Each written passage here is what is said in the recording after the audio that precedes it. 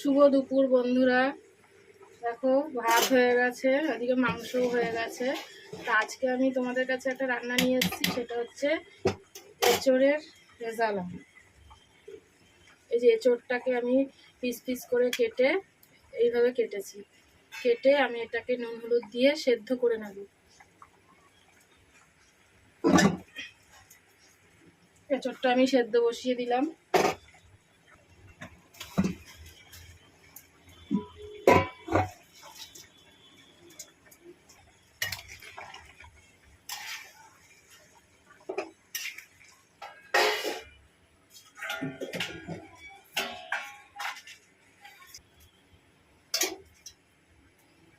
তেল দিয়ে দিলাম।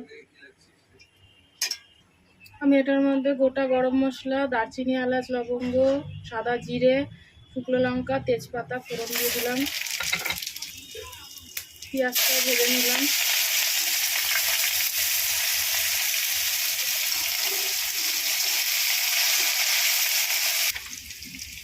লবণ দিলাম, অল্প একটু চিনি দিলাম। পেঁয়াজটা ভালো করে ভেজে নেব। পেঁয়াজটা ভাজা হয়ে গেছে, আদা, পেঁয়াজ, রসুন আর কাঁচা লঙ্কা বাটা দিলাম।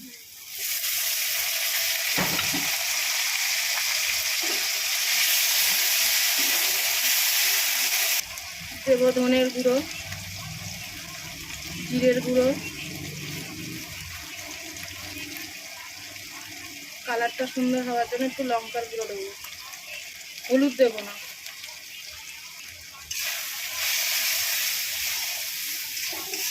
একটু জল দিয়ে মশলাটা ভালো করে কষিয়ে দেবো।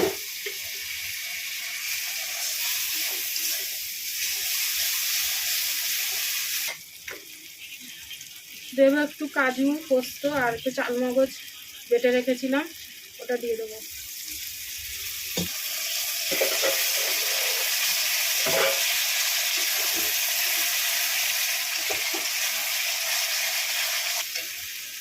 এবার আমি এক বাটি টক দই দিয়ে দিলাম।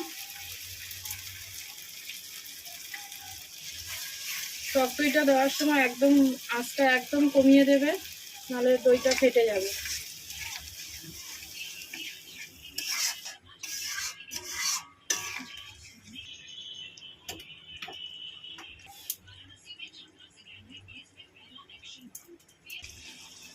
এঁচোড়টা সেদ্ধ হয়ে গেছে, আমি নামিয়ে নিলাম।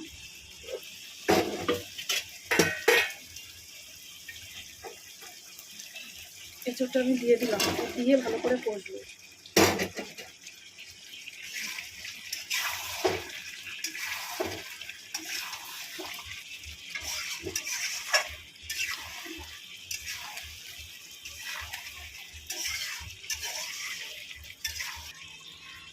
গরম মশলা বেটে রেখেছিলাম, গরম মশলাটা দিয়ে দিলাম। একটু ঘি দিলাম।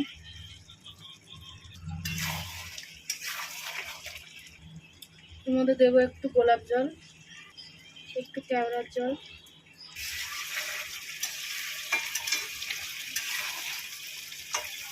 হয়ে গেছে দেখো বন্ধুরা।